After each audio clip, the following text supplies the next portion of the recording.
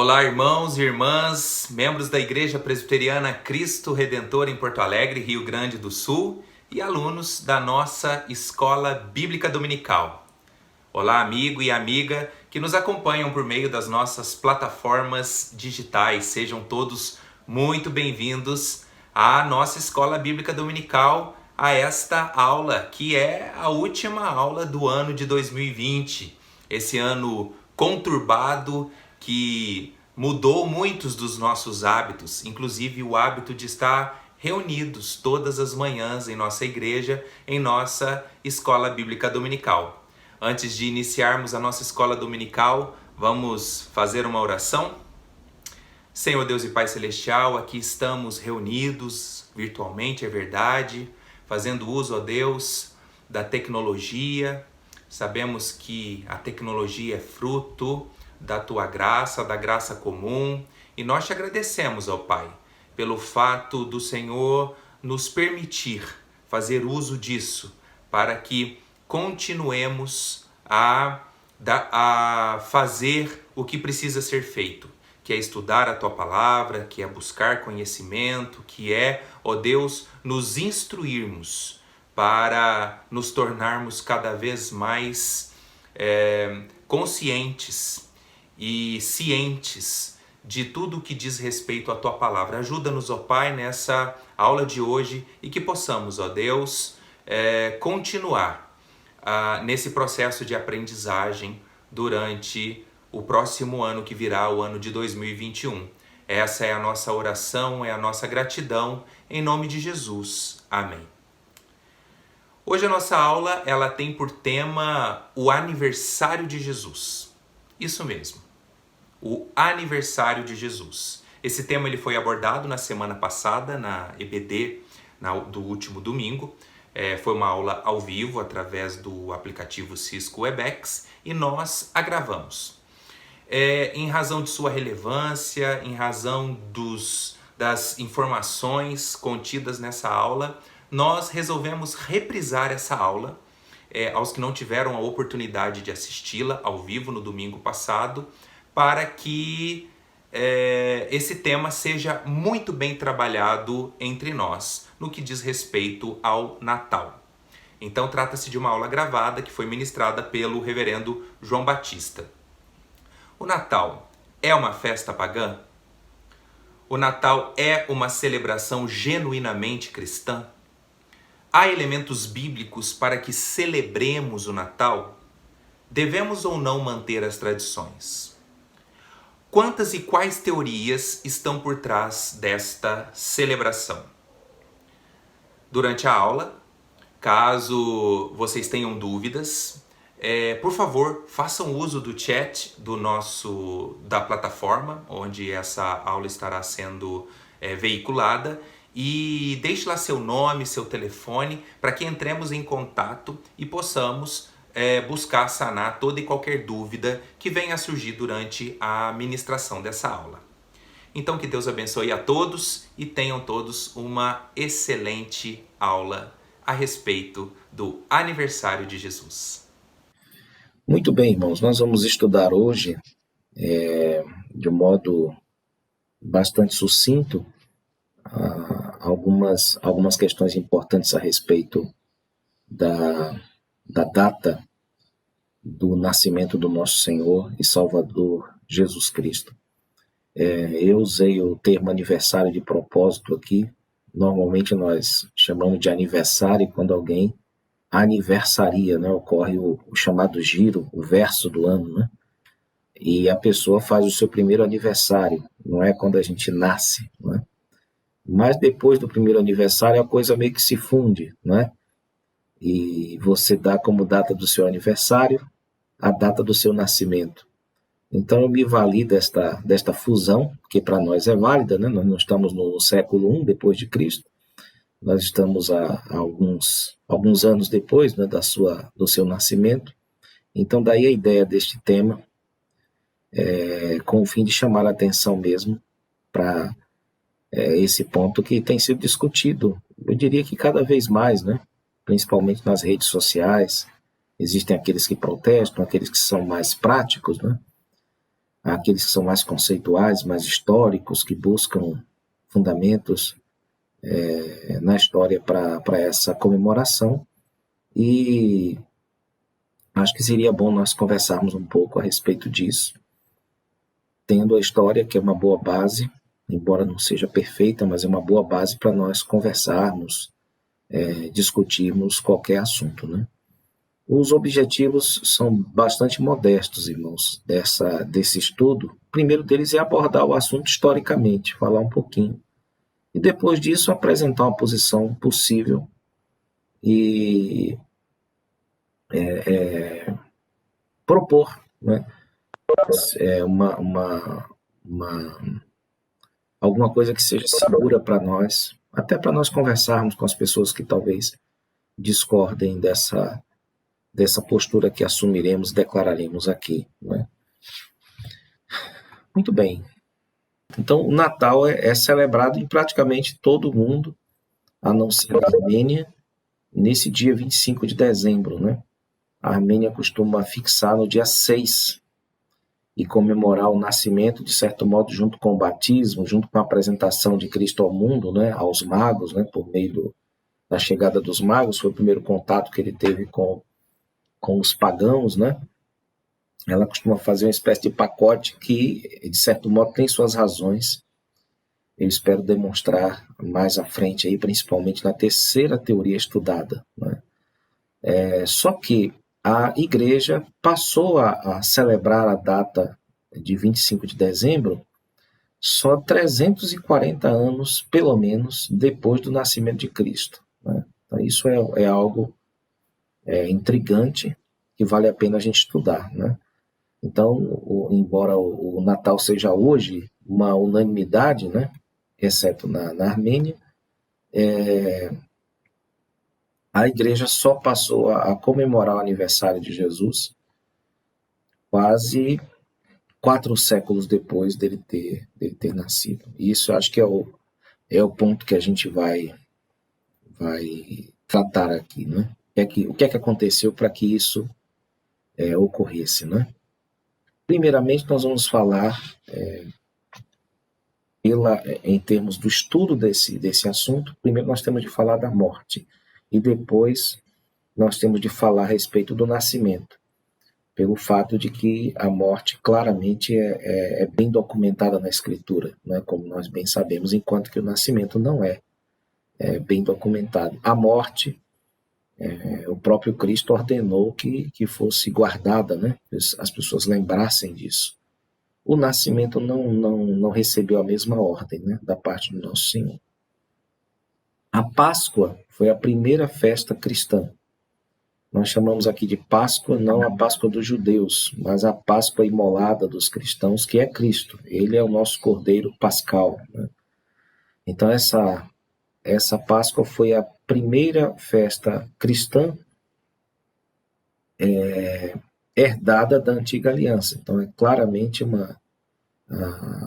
aquilo que Jesus fez com seus discípulos na Santa Ceia, foi claramente tinha como referência as antigas alianças e, de certo modo, deu continuidade a elas, mas, ao mesmo tempo, houve, naturalmente, modificações substanciais. E nessa solenidade havia a solenidade tal como era praticada pelos cristãos, havia ali não apenas a lembrança da morte, né, na Santa Ceia, mas também a lembrança ou a memória da ressurreição de Cristo.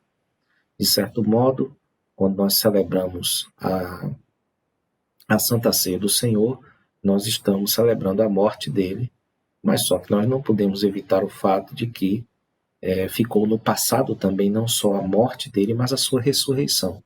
Então é o Cristo ressurreto que foi morto que nós estamos também celebrando na Santa Ceia. Então a primeira festa cristã, de certo modo, concentrava tudo aquilo que veio depois. Por isso que ela é chamada de o eixo do ano litúrgico. É a morte de Cristo. Porque essa morte, não é?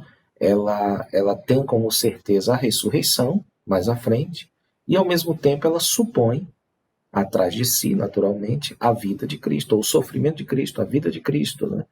e o nascimento dele também.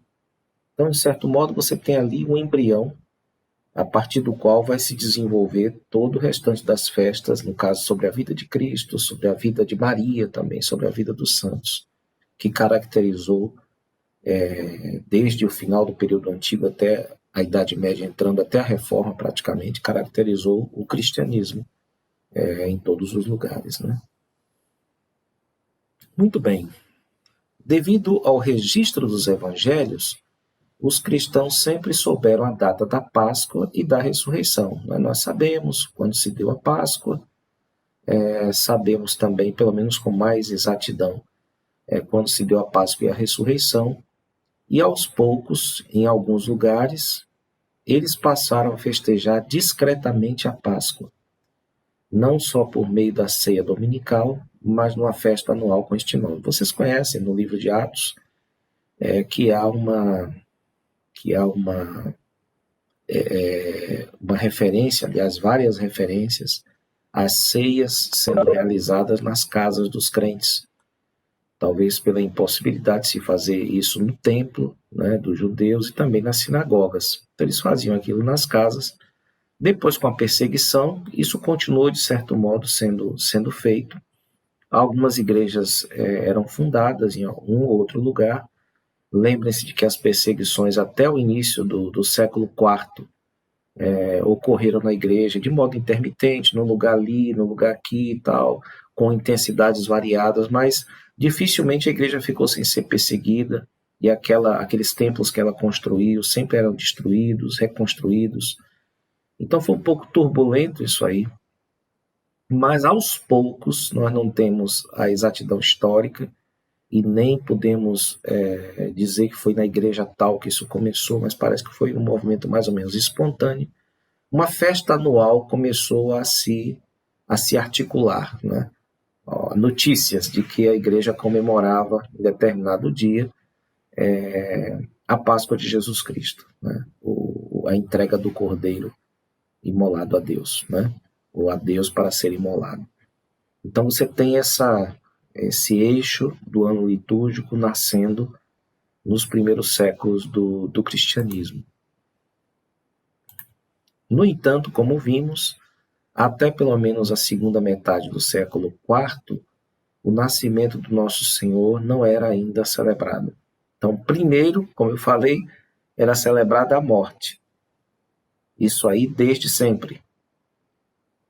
E com o reforço dos ensinos bíblicos, das informações que nós tínhamos da própria Bíblia e também da igreja nos primeiros séculos. Mas até ao início até metade do quarto século, não havia, ou nós não temos o registro de uma celebração por parte dos cristãos do nascimento de Cristo, e as razões são as seguintes, meus irmãos. Primeiro, não havia muitos elementos seguros, nem testemunhos, nem cálculos, que ajudassem na escolha de uma data, como foi o caso com a ceia aos domingos, não é? Havia ali uma tranquilidade, o pessoal sabia ali em Atos, falar, olha, eles sempre se reuniam, Paulo está lá, se reúne em algumas igrejas, até gentílicas, nem eram judias as igrejas de origem judaica, mas de origem gentílica, em Corinto, ou em algumas igrejas em Atos, né? Que estava lá Paulo celebrando a ceia com os irmãos no domingo. Então já era mais ou menos um costume primitivo, mas nós não temos esse correspondente com respeito ao Natal, né? Esse da Páscoa foi apenas estendido, né, o costume da igreja primitiva, mas no caso do Natal, talvez por essa razão, né, de faltar uma segurança com as datas, né, isso não foi feito imediatamente, né? É um dos motivos possíveis, né? A evidência mais firme e antiga para a celebração do Natal no dia 25 está num documento chamado Calendário ou Cronologia Filocaliana, de 354, uma coleção de cronologias civis e religiosas, com listas de cônsules romanos até 354 e de bispos de 255 a 352, arranjadas num ciclo anual por ordem de datas em que morreram, e do aniversário dos mártires igualmente organizados. Tá? Essa é a primeira referência que nós temos ao aniversário de Jesus Cristo, ou melhor, a data de nascimento de Jesus. Né? Então, neste documento, a lista de mártires começa com a anotação do nascimento de Cristo em 25 de dezembro. Então, notem, isso aqui é de 354, né? De 354, então metade do século IV, portanto. A segunda razão possível pela qual os cristãos não comemoraram antes do IV século o nascimento de Cristo é que entre eles não era um costume, irmãos, celebrar datas exatas de nascimento das pessoas. Na igreja primitiva, chamavam-se dias do nascimento, atenção para esse ponto aqui, não a data em que a pessoa viera ao mundo, mas sim a do nascimento em glória, isto é, a data do martírio. Então façam um esforço para, se vocês conhecem algum mártir da igreja, vocês vão descobrir que vocês não conhecem o aniversário dele, vocês conhecem o aniversário da morte dele. Porque quando a gente nasce, né, nós nascemos para a morte. Mas o cristão, quando morre, morre para a vida. Então aquela data era considerada mais apropriada, a data da morte dele, era considerada mais apropriada para ser comemorada. Porque quando você nasce, quem diz que você vai para o céu, né? Agora, depois que você morre, você vai gozar as delícias eternas. Você, de fato, por meio da morte, você nasce para a vida. Assim como uma semente, né, que tem que primeiro morrer para depois germinar. Né? Ainda tem o restinho aqui da citação do Allman que diz: e não devemos esquecer, diga-se de passagem, que a Escritura não parece favorecer muito os aniversariantes ou os aniversários de nascimento, uma vez que os únicos por ela registrados são os de Faraó e o de Herodes. Então, só quem faz aniversário em termos de registro, tá? Registrado na Bíblia, são essas duas criaturas aí, né? Que não são de um caráter muito recomendável, né? Eu gostaria de ler aqui os dois textos, Gênesis 40, 20. O contexto é o sonho do padeiro-chefe, né? E o sonho do copeiro-chefe, que aqueles sonhos que o José interpreta, vocês lembram, né? O versículo 20 do capítulo 40 nos diz: no terceiro dia, que era aniversário de nascimento de Faraó, deu este um banquete a todos os seus servos, e no meio destes reabilitou o copeiro-chefe e condenou o padeiro-chefe. Então, no dia do aniversário do homem, ele tirou um da cadeia e mandou cortar a cabeça do outro, né? Então, esse é o aniversariante do Antigo Testamento, né, que nós temos. E o outro aniversariante do Novo Testamento é Herodes. Mateus 14, 6 nos diz assim. Então, eu acho que não é Mateus, não, irmãos, eu acho que é Atos. Que eu deixei engolir por um momento só. 14. Isso eu vou ficar devendo para os irmãos. Acho que eu errei aqui grosseiramente. Mas é no dia do aniversário natalício de Herodes. Eu vou seguir minha exposição aqui, depois se os irmãos encontrarem, mas está em Atos, tá bom? Eu vou pedir aos irmãos para que me ajudem. Vamos continuar. Vamos partir para as teorias principais a respeito do Natal. Eu vou selecionar aqui, irmãos, selecionei 3 teorias que eu acho que podem nos ajudar a entender um pouco a nossa situação, esse vácuo que ficou durante séculos, né, de não comemoração do Natal, e por que aconteceu esse levantamento de teorias que explicassem o Natal, que dessem pelo menos alguma base para se comemorar ou não esta data. Nós temos 3 abordagens principais fundamentais. Às vezes elas são combinadas, mas também são apresentadas isoladamente, como nós vamos ver, né? As três abordagens são, primeiro, a teoria da história das religiões, é uma das abordagens. A segunda é a teoria do cálculo. E a terceira é a teoria de Forster. É um estudioso, esse daí, um papirologista. Nós vamos observar cada uma delas. Elas têm certa complexidade.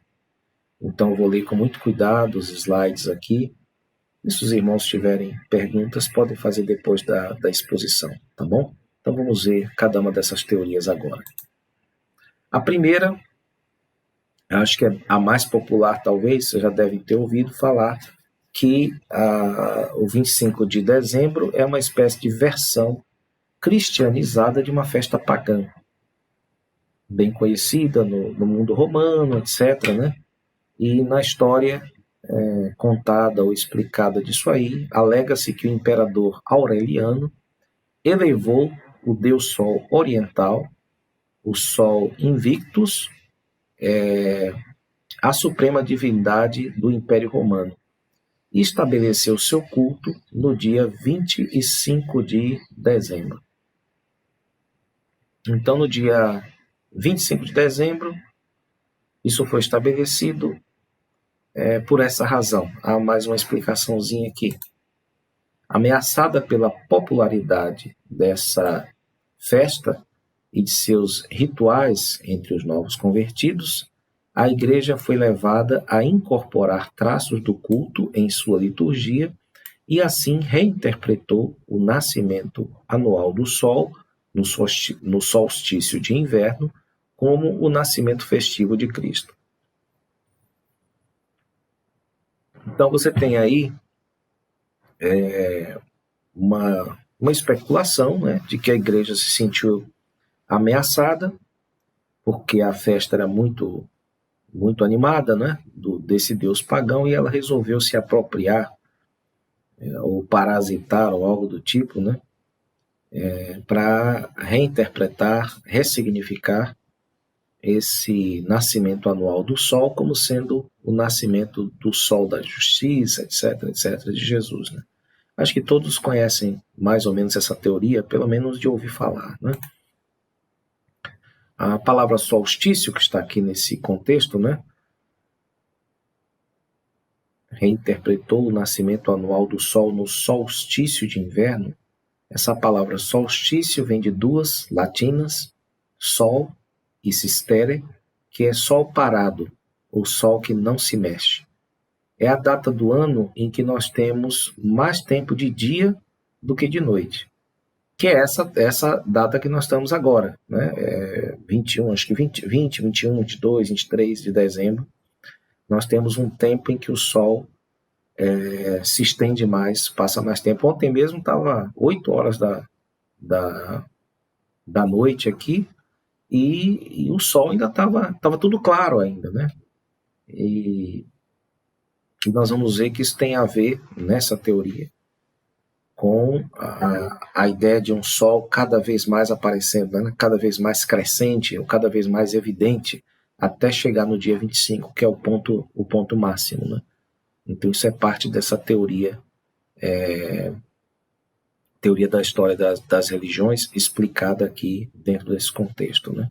Acho que os irmãos descobriram aí a data do Herodes, né? Foi dia 14 mesmo? Vou dar licença para falar, acho que não é proibido, não. Descobriram aí a data? O Francisco publicou ali o versículo em Mateus 14, 6, se eu não me engano, confirmando que o versículo que o senhor colocou na apresentação estava correto. Então, Então não sei o que houve, não, porque eu conferi ontem. Eu li esse negócio ontem e eu falei assim, sumiu o versículo, mas eu estou vendo que é a idade que se aproxima, né? Mas muito obrigado, meu irmão. Então, eu pensei que estava errado e errei por estar certo. Muito obrigado. Muito bem, vamos continuar aqui. O solstício, então, seria a data em que, pelo menos em termos do fenômeno, né, nós observamos que há mais tempo de dia, mais claro do que escuro, né? é quando o Sol, em seu caminho aparente, né, tal como nós o experimentamos, atinge sua maior declinação, tendo como referência a linha do Equador. Os solstícios ocorrem em junho, dia 21 a 23, e dezembro, dia 21 a 23, e variam a hora e o dia. Ocorrendo no verão, a duração do dia é a maior do ano. No inverno, a duração da noite é a maior do ano. Então, nós estamos vivendo aqueles dias em que o Sol está cada vez mais, vamos dizer assim, durante mais tempo iluminando a Terra. Então, isso aí, os irmãos estão entendendo aí a alma dessa abordagem. Nós vamos ver que ela fica muito mais clara na teoria do cálculo mais à frente, né? A escolha do dia 25 de dezembro acabou sendo influenciada pelo ritmo solar, pois após certa hesitação, haver-se decidido pela data de 6 de janeiro, acabou por estabelecer um dia próximo ao solstício de inverno, época em que o Sol vitorioso retomava sua carreira de luz e vida. Então, há todo um simbolismo ligado às revoluções, né, dos astros, que justificaria, no caso para a igreja, celebrar em 25 de dezembro. Isso seria mais ou menos para essa teoria aqui, seria mais ou menos uma explicação que a igreja dava, não é, para essa apropriação, digamos assim, da data do Deus Sol, que era realmente muito popular, e ela viu nisso uma oportunidade de ressignificar a data, né? Não mais como um sol pagão, um sol invicto, mas como Cristo, o sol da justiça. Seria mais ou menos essa a teoria que parece ser uma das teorias mais conhecidas e mais bem-sucedidas na sua popularização, né? A segunda teoria é a do cálculo, meus irmãos. Essa é mais conservadora e é mais defendida pela própria igreja. Essa teoria contraria a primeira e busca evidências não na literatura pagã, mas na própria literatura cristã, mostrando que os cristãos não dependem em nada para provar que Jesus nasceu dia 25 de dezembro, ou pelo menos uma data próxima. E para isso eles fazem uso de especulação cronológica, ou seja, eles discutem, levantam algumas datas que não têm um peso assim comprobatório sólido, assim firme, mas são conjecturas, né? Mas que se pretendem pelo menos normativas para estabelecimento dessa data, né? Essa data do 25 de dezembro. Para os proponentes dessa visão, por exemplo, 25 de dezembro era uma consequência lógica da data do equinócio da primavera. A gente vai ter que dar uma paradinha para falar sobre o que é esse equinócio. Então, é a consequência lógica da data desse equinócio que cai no dia 25 do 3. Notem bem isso aqui. Como é interessante. O ponto aqui não é se é especulativo, se é uma viagem e tal. Não, é uma busca dos cristãos antigos de justificar essa data de 25 de dezembro. Observem bem. Equinócio, duas palavras novamente latinas, aequus e nox, igual noite ou noite igual. É o momento que marca o início da estação da primavera e do outono nos dois hemisférios terrestres. Então está aqui uma imagem que eu consegui muito jóia do equinócio. É o momento em que o dia e a noite têm a mesma duração. Daí o nome, não é? Noite igual, ou noite igual ao dia. É o momento em que isso aqui fica perfeito, tanto no dia como na noite, em termos de tempo, né? Então, para os teóricos da teoria do cálculo, foi nesse momento aí que Jesus chegou na Terra, que Jesus foi concebido. Então seria dia 25 de março, o dia da concepção de Cristo. 9 meses depois, você tem que data? Esta data, que é a 25 de dezembro. É uma viagem, né? Mas é interessante, vale a pena a gente conhecer. Supondo que a existência terrena de Cristo, notem bem, contada desde o útero até a morte, compreendesse um número perfeito de anos, os primeiros cristãos fixaram a data da sua encarnação, ou seja, a anunciação do anjo a Maria, tá bom, irmãos? Está dando para diferenciar aí, né? Quando a pessoa fica grávida, quando a mulher fica grávida e quando ela tem o filho. Então, a data da encarnação foi quando ocorreu a anunciação e a data do nascimento. Então, a data fixada aqui foi da anunciação do anjo. A gente não tem nem a base perfeita para dizer que quando o anjo anunciou, isso aí aconteceu no mesmo momento, né? Mas a teoria diz isso, que a data da encarnação, que é a anunciação do anjo a Maria, quando Jesus passou a habitar, mas ainda no seio da Virgem, no ventre, no útero da Virgem, em 25 de março, e você contando 9 meses, você chega a 25 de dezembro como a data do nascimento.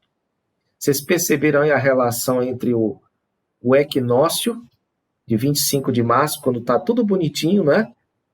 Quando o dia e a noite estão iguais, e depois, com o andamento das coisas, o sol acaba ficando mais brilhante, vamos dizer assim. O dia começa a ganhar mais força, né? Até ser dia perfeito, até ser o nascimento de Cristo, chegar ao nascimento de Cristo, que é exatamente no solstício, né? Então, é interessantíssima essa teoria. Eu não estou dizendo que ela é errada nem certa. Eu só estou dizendo que foi essa a resposta que a igreja deu aos seus críticos desde sempre, né? Que falaram que foi uma simples apropriação que ela fez de uma data pagã, etc, etc, né? E eu acho que vale a pena a gente conhecer, porque o negócio está muito bem conhecido do outro lado, né? Mas a igreja tem também essa resposta, deu essa resposta com relação ao nascimento de Jesus Cristo e defendendo esse nascimento em 25 de dezembro. Também com este cálculo, ainda tem mais, né? Jesus teria sido concebido na mesma data em que haveria de morrer. Calma aí. Jesus teria sido concebido na mesma data em que mais tarde, né, mais à frente, ele iria morrer, em 25 de março, 9 meses antes da data do seu nascimento, 25 de dezembro.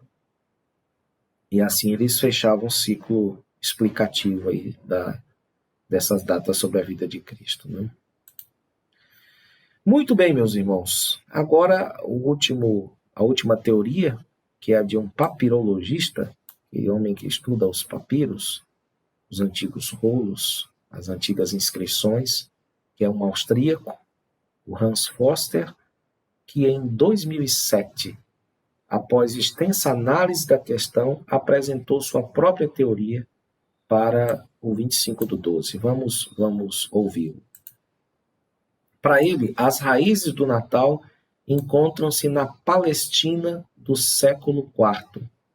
Nesse tempo, uma onda de peregrinações à Terra Santa criou uma tendência historicista de celebrar as principais festas sobre a vida de Cristo no lugar correto e no tempo apropriado. Então, havia uma tendência de se ver Jerusalém, e é uma coisa lógica, né? Como tendo, vamos dizer assim, as tradições mais antigas a respeito de Cristo, né? Como o que quer que os judeus daquele tempo celebrassem devia estar mais próximo do que aquilo que depois foi propagado a respeito de datas, né, sobre a vida de Jesus Cristo, né? Tanto no local certo, como também no tempo apropriado.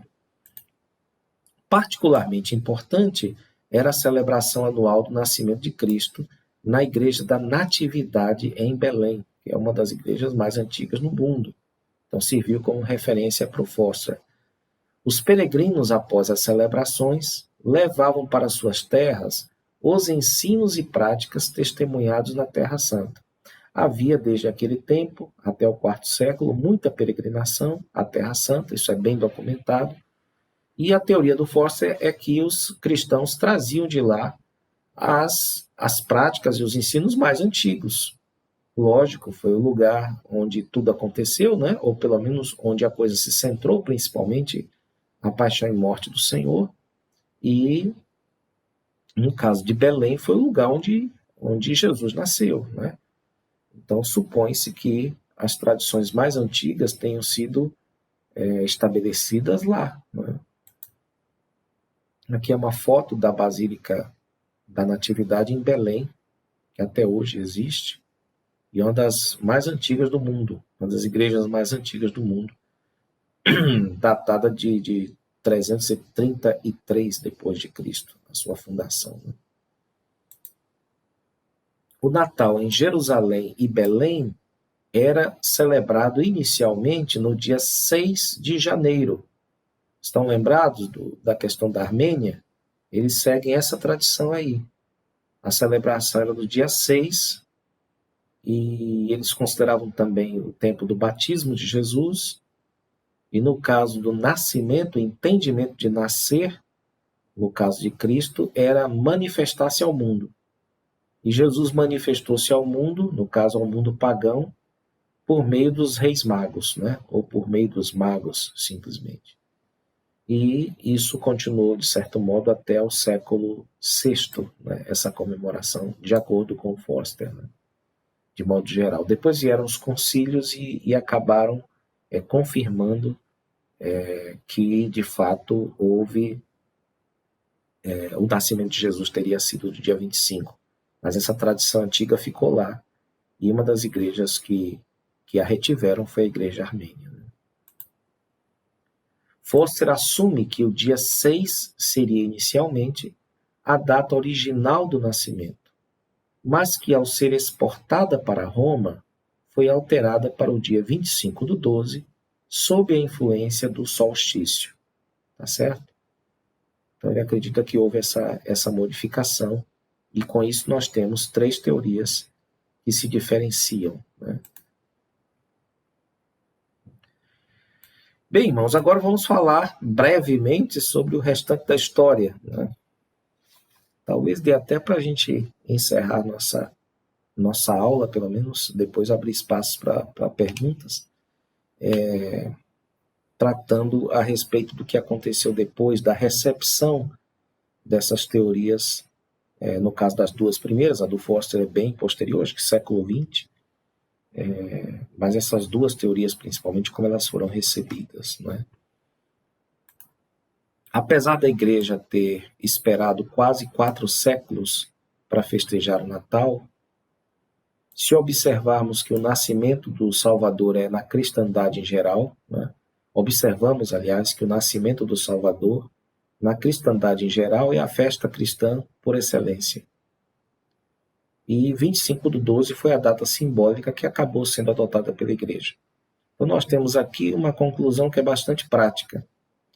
Independente de que teoria esteja certa ou errada, seja exata ou não, o fato é que pesou sobre a cristandade em geral essa data.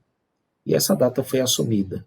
A igreja assumiu que teria de ser num dia, e ela desde cedo se apegou mais à teoria das revoluções, né, aquela ligada aos movimentos dos astros, principalmente ao posicionamento do Sol, movimentos da Terra, etc., para afirmar seu entendimento. E ela escolhia um dia para celebrar e procurou, à medida do possível, harmonizar isso, né?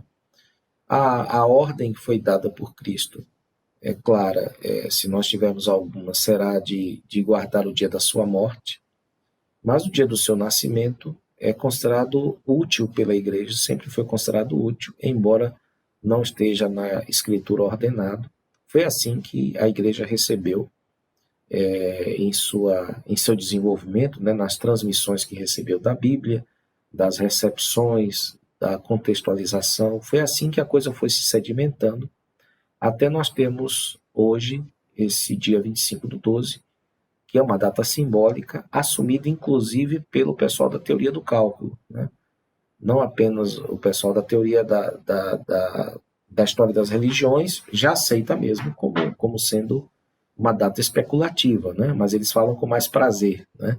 Enquanto que a igreja entende que você não tem exatidão para saber se foi dia 25/12, mas existem esses cálculos que eu apresentei, que se aproximam dessa data, uma vez que sejam aceitos em seus pontos de partida, e, no entanto, ela entende que não pode falar com total certeza que a data do nascimento do menino foi esta, tá certo? Mas foi a data simbólica que acabou sendo adotada pela igreja. O tempo que envolve o Natal, chamado de chegada ou de advento, é caracterizado pela leitura dos profetas do Antigo Testamento, que profetizaram a vinda do Filho, né? E de salmos messiânicos, isso antes do Natal, e depois disso, pelo capítulo 1º do Evangelho de Lucas. Então, era lido nas festas de Natal sempre a introdução dos evangelhos, especialmente os de Lucas, porque trata daqueles cânticos, é dos evangelhos o que mais detalha, né, que trabalha os detalhes do Natal, como tudo aconteceu, os anjos, os milagres, né, os cantos, vamos dizer assim, os louvores dos anjos, dos homens, de Maria, de Zacarias, né, de Simeão. Então, Lucas é um dos preferidos nesse período, pelos detalhes que dá a respeito da ocasião. Isaías e João Batista também ocupam um lugar importante, né? Isaías, por ser considerado o quinto evangelista, né, ele falou bastante sobre o reino do Messias no Antigo Testamento, e João Batista, por ser o precursor. Então, eles direcionam a atenção dos cristãos para essa questão do cumprimento, que viria um dia, né, que chegaria o Messias, que mudaria tudo, e que esse seria o ponto alto dos tempos, ou a plenitude dos tempos, né? No século XVI, isso aqui eu estou tratando de algo que prevaleceu quase que sem alterações na sua essência durante toda a Idade Média, e no século XVI, as seguintes datas festivas sobre a vida e obra de Cristo foram conservadas. Notem, os reformadores acharam um conjunto de feriados, de cultos, de celebrações, tanto a vida de Cristo, como também a vida dos santos, né, dos mártires, como também a vida da Virgem Maria, né? Eles celebravam muito esse santoral e as festas da Virgem. Os reformadores fizeram uma espécie de filtragem, né? E eles retiveram as festas a respeito da vida e da obra do nosso Senhor. Essas aqui foram as conservadas. A encarnação, vou chamar aqui de encarnação no sentido do nascimento, tá, irmão? Sem entrar naquela discussão lá do 25 de março.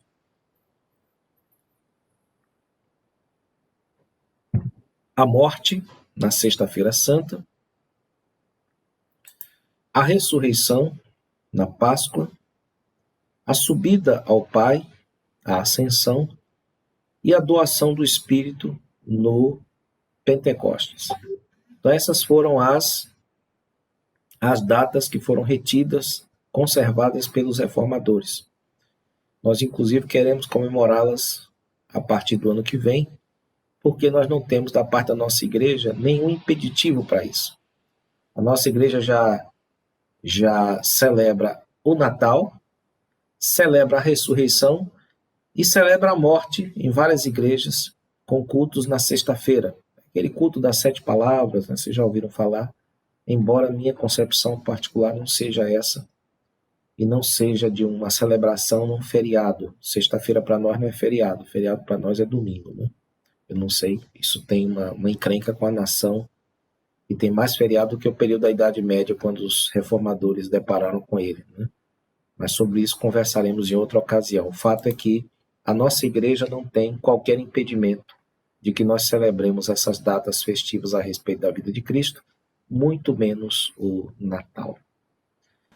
Louvamos a Deus por essa aula esclarecedora a respeito do Natal, esse tema polêmico que muitas das vezes divide o povo de Deus acerca de como celebrar, se deve ou não celebrar. Caso tenham dúvidas a respeito dessa aula que acabou de ser ministrada, por favor, como já dito, deixem suas dúvidas ou por meio do chat da plataforma na qual essa aula foi veiculada, ou também através do nosso e-mail, que aparecerá aqui embaixo, para que por meio dessa ferramenta também, o nosso e-mail, possamos ter contato com você e estarmos sanando eventuais dúvidas acerca do tema trabalhado nesta manhã. Nossa escola dominical entra a partir de agora em modo férias. As aulas seguirão todos os domingos normalmente, porém de forma conjunta via Cisco Webex para adultos, jovens e adolescentes. Todos os domingos às 9h30 da manhã. E o link do Cisco Webex será, como sempre foi, enviado através do grupo Comunicações da nossa igreja. Caso você não faça parte do grupo Comunicações da nossa igreja, por favor, entre em contato conosco para que você seja inserido ali através desse grupo de WhatsApp e receba todas as nossas programações. Aos interessados em batismo ou profissão de fé, ou em conhecer as doutrinas que professamos, os interessados em conhecer nossos símbolos de fé, o conjunto doutrinário das igrejas reformadas, os quais a Igreja Presbiteriana do Brasil subscreve, procurem-nos. A partir de fevereiro de 2021, temos a intenção de criarmos uma nova classe, a classe de catecúmenos, e você é muito bem-vindo nesta classe. Por favor, não deixe de nos procurar. Os nossos pequenos, nossas crianças queridas, durante todo esse mês, eles também não terão as aulas, as videoaulas preparadas pelos nossos queridos professores do departamento infantil, mas não fiquem tristes, enviaremos todos os domingos um devocional para que vocês, pequenos, façam com seus papais. Então, papai e mamãe, fiquem atentos nos grupos de WhatsApp das classes do departamento infantil, pois essas aulas em formato de devocional serão enviadas e é muito importante que vocês, papais e mamães, trabalhem com seus filhos a continuidade dos estudos da Palavra de Deus. Em fevereiro retomamos, se Deus assim nos permitir, com força total, o nosso currículo trabalhado com todo carinho para as nossas crianças. Tenham então, meus irmãos, um excelente domingo, um bom período de reflexão neste finalzinho de 2020 e que 2021 seja um ano para que a glória de Deus se manifeste em nós e através de nós. Até breve. Tchau.